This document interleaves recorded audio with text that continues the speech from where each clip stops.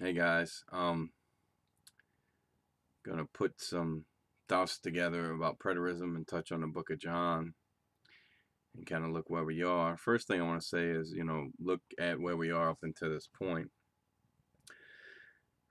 The spiritual death, spiritual Israel, nature of the atonement, which I am going to touch on because that is completely twisted. I mean, completely. Um, the church fathers not lining up with that belief. It's not doesn't show up in history. Definitely in any considerable form until the 1600s. It does have veins of anti-Semitism in it, the same vein of anti-Semitism that is included in the Trinity. It blatantly ignores and or butchers Old Testament prophecies. And these are things that really just don't get answered. They people dance around these kind of issues. It's kind of like with the Calvinism thing. You point out passages that are just deal breakers, really, and they dance around them. So what I want to do is just talk about some things here. My last video, I covered Isaiah 65 and 66, and I used considerable amount of references that prove that the name there has nothing to do with um, so much getting a name like Christian or New Covenant, or as it means that people will spit when they mention those people's names because they're going to remember what an abhorrence they were. So we dealt with that. We also saw that it talks about the foreigners in chapter 56. So it talks about Gentiles in a different chapter. Gentiles are nowhere mentioned in coming into this new covenant, nor is there a spiritual Israel or Israel being destroyed. We touched on Jeremiah 31, verses 35 through 40 yesterday, where he says that when creation ends, Israel will end.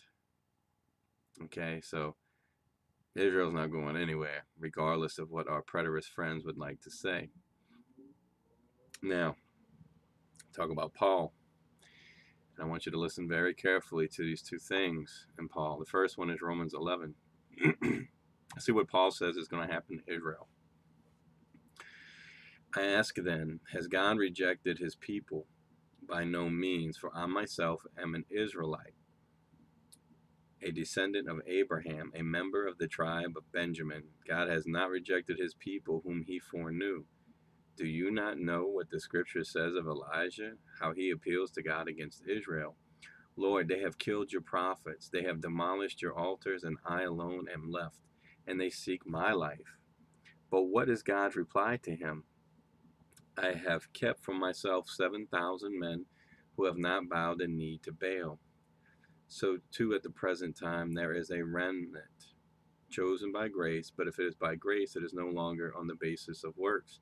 Otherwise, grace would no longer be grace. So it is still a remnant of Israel, according to Paul, at that very moment. What then? Israel failed to obtain what it was seeking.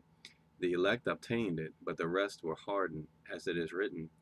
God gave them a spirit of stupor, eyes that would not see and ears that would not hear, down to this very day. And David says, let their table become a snare and a trap, a stumbling rock and a retribution for them. Let their eyes be darkened so they cannot see, and bend their backs forever. So I ask, did they stumble in order that they might fall? By no means. Rather, through their trespass, salvation has come to the Gentiles.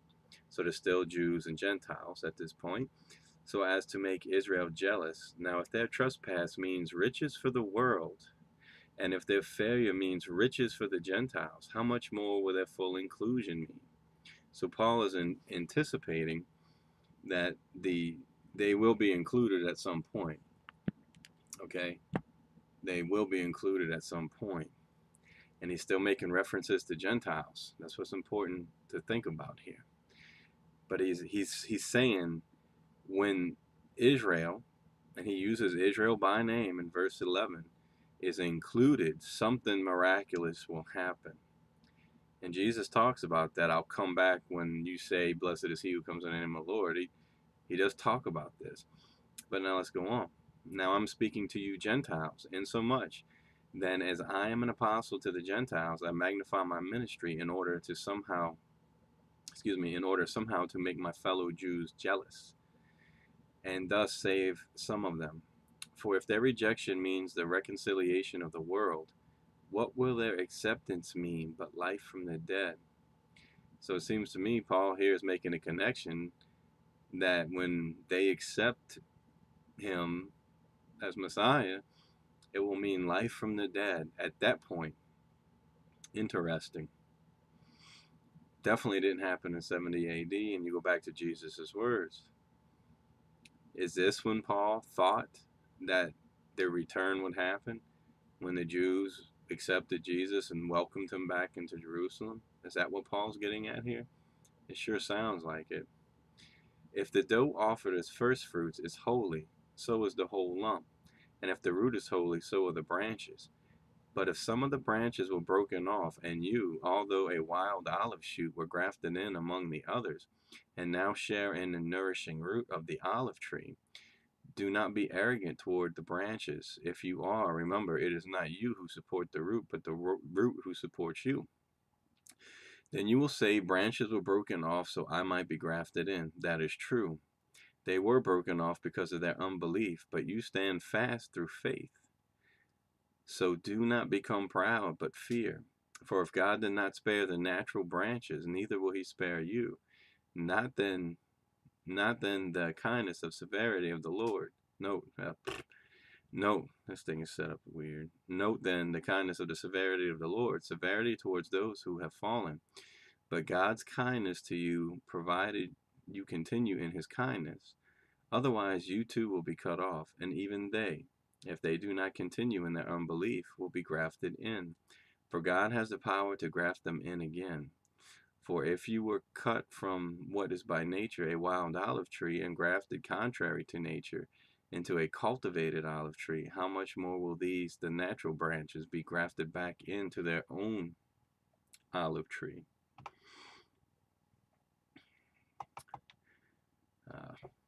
Dang it. It skipped ahead on me here. Okay. Lest you be wise in your own sight, I do not want you to be unaware of this mystery, brothers. A partial hardening came upon Israel until the fullness of the Gentiles has come in. And in this way, Israel will be saved. So he's saying right there, Israel will be saved. As it is written, the deliverer will come from Zion. He will banish ungodliness from Jacob. Jacob. Notice he's using the words Gentiles, Israel, and Jacob now in this one chapter. And this will be my covenant with them when I take away their sins. With them, with who? With Jacob. The only people who are born of Jacob are his natural descendants. As regards the gospel, they are enemies for your sake. But as regards election, they are beloved for the sake of their forefathers. Promises made in the Old Testament books. For the gifts and the calling of God are irrevocable. For just as you were at one time disobedient to God, but now have received mercy because of their disobedience, so they too have now been disobedient in order that by the mercy shown to you, they also may know and receive mercy. For God has consigned all to disobedience, that he may have mercy on all. Oh, the depths and the riches of wisdom and knowledge of God, how unsearchable are his judgments and how inscrutable are his ways. For who has known the mind of the Lord, or who has been his counselor, or who has given a gift to him that he might be repaid? For from him and through him, and to him are all things. To him be glory forever. Amen. So you read that little part right there. He's very clear. The Gentiles come in. Israel will be saved. Notice Israel and the Gentiles are two different things. Notice what he also says earlier. That is a very clear statement about this whole thing. In verse 24, for if you were cut from what is by nature a wild olive tree and grafted contrary to nature into a cultivated olive tree, how much will these, the natural branches, be grafted back into their own olive tree? So I think it's pretty plain to see. You have Gentiles, Israel, and Jacob here. And they're treated, apparently they have their own tree. Okay, so moving on. Second thing I'm going to talk about, Romans 8. This is something in the preterist view that just cannot happen. For I consider that the suffering of this present time are not worth comparing with the glory that is to be revealed to us. For the creation waits with eager longing for the revealing of the sons of God. For the creation was subjected to futility, not willingly, but because of him who subjected it, in hope that the creation itself, listen very carefully here, for that the creation itself will be set free from its bondage to corruption and obtain the freedom of the glory of the children of God. Okay, now in preterism, this creation is going to die. And I want you to take a closer look at this now on 21.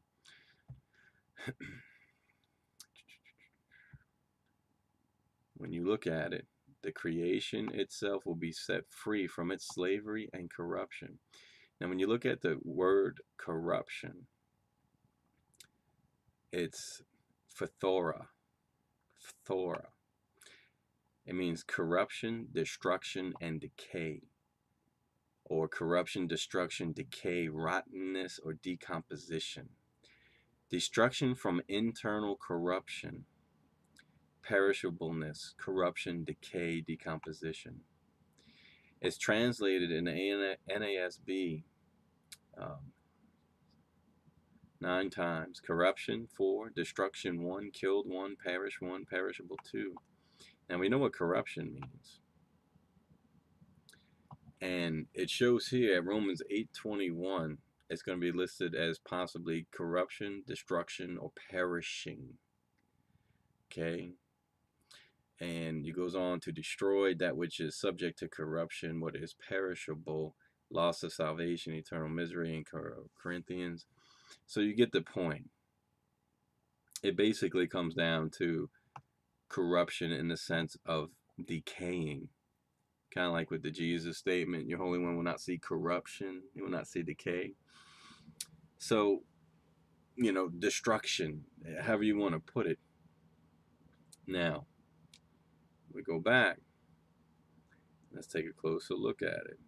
Okay? And different Bibles would translate this differently. And remember, this is something that will not be fixed in preterism. This is not going to happen in preterism. The creation itself, which was called good and very good in the book of Genesis. I cannot stress this enough. How pagan it is to view this creation as bad. That is not a Jewish concept. It's not even close to a normative Jewish concept. The creation is going to be saved and renewed because it was good when it was made. And you look at it, the NIV will say the creation itself will be liberated from its bondage to decay. This does not happen in preterism. And brought into the freedom and glory of the children of God. This will never happen. New Living Translation says the creation looks forward to the day when it will join God's children in glorious freedom from death and decay. This will never happen in preterism. The ESV, I read that one. The New American, the creation itself will be set free from its slavery to corruption into the freedom of the glory of the children of God. KJV, because the creation itself shall be delivered from the bondage and corruption. Bondage and corruption. You'll see that's a common one. The Net Bible will say bondage of decay. Bondage to destruction. Slavery to decay. Slavery to corruption. Bondage to corruption. Corruption. All right. So, I'm not going to read anybody's exposition on it. I think it's plain enough. So the whole creation is groaning to be set free. Let's read it one more time. For the creation was subjected in futility, not willingly, but because of him who subjected it, in hope that the creation itself, this cannot mean anything else, will be set free from its bondage to corruption, decay, destruction, perishableness. It too will be set free from corruption, which is just another word for rotting or being destroyed, and obtain the freedom of the glory of the children of God. Let that sink in, that the creation itself will be set free. To the preterist, the creation was set free in 70 AD. You tell me, is the creation still in bondage to corruption? And obtain the freedom and glory of children of God, for we know that the whole creation has been groaning together in the pains of childbirth until now. And not only the creation, but we ourselves, who have the first fruits of the Spirit, groan inwardly as we wait eagerly for adoption as sons, the redemption of our bodies. For this is the hope we were saved. Now, look at how the parallelism here. The creation is hoping to be freed from death, right? And that's creation only dies a physical death. Please, please, God, don't let them make a video about the spiritual death of the creation. Please don't do that. Don't. Okay? Because that's basically what I've seen in every subject. Israel doesn't die, boom, we make a spiritual one. Body doesn't die, boom, we have spiritual death. I mean, everything these people come up against seems to go that way. Please don't make a video about the spiritual creation, okay? Even in your view, they're in heaven. They're in, okay, they're not in this new creation. So let's read it one more time. This really needs to get in deep. For we that the creation itself will be set free from its bondage to corruption, death, decay, perishableness, and obtain the freedom of the glory of the children of God. It itself, the creation itself, will obtain what we obtain. Now, that's physical. I think everyone would agree. The creation here is always physical. And not only the creation, but we ourselves, who have the first fruits of the Spirit, grown inwardly as we eagerly wait for adoption as sons, the redemption of our bodies. For in this hope we were saved. Now hope that is seen is not hope, for who hopes for what he sees? But if we hope for what we do not see, we wait with patience. Okay? And notice what he says. They're waiting eagerly for the redemption of their bodies. The creation is waiting eagerly for the redemption of its body. He's paralleling the same thing. Now, let's see here. Let's see if Paul thinks the redemption of our body. Soma, literally body or flesh. Oh, sorry guys. Paul is waiting for the redemption of his bodies, personal, slave, or his substance. It means flesh, okay? And if I scroll down, if you'll bear with me for just a moment, it is the body of both men and animals. In other words, it does not mean anything else. I'm reading you a sub-definition on the distinction between it at the beginning. B, as in Greek writings, the living body of animals and of man absolutely. And we go down and we find, sure enough, it is distinguished. Romans 8:10. Romans 8:10. Greek writings from Hesed down. It means living body of animals or man, as found as one of the lists in Romans pen. So Paul is not waiting for the redemption of his spirit. He's waiting for the redemption of his flesh. Flesh. Then we look at the parallel.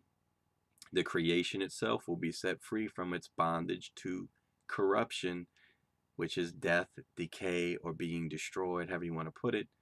But this will never happen in preterism. Translate it any way you want. The creation itself will be set free, not in preterism.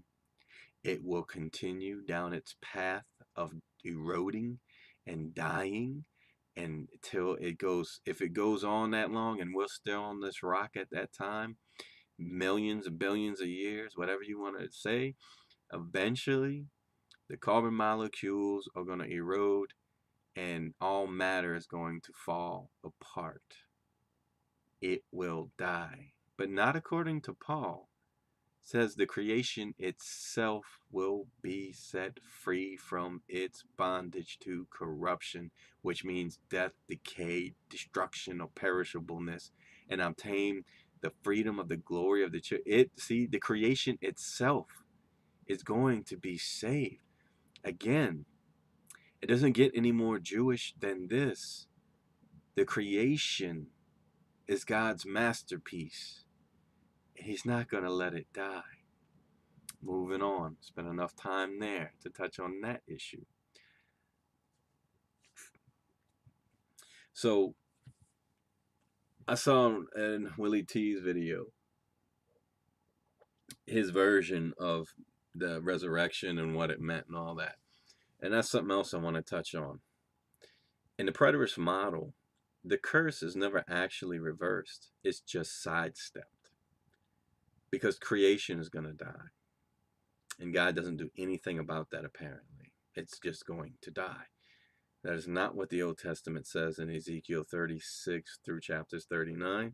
That is not what Isaiah 65 to 66 says. That is not what Isaiah 56 says. That is not what Jeremiah 14 teaches. It's just not. Okay? The nations will be healed. You notice in all those Old Testament accounts, which they don't want to talk about, there's going present. Israel is saved. And notice what they do, especially in Ezekiel. Actually, they do it in Ezekiel. They do it in Daniel. They do it in Zechariah. They do it in Jeremiah. This final showdown, no matter how you want to take it, God wins. AKA, Israel stands. Israel wins. And all the goy, watch my videos on Ezekiel. Even if you are preterist, see how simple and straightforward it is. No matter what you want to say about me and my position,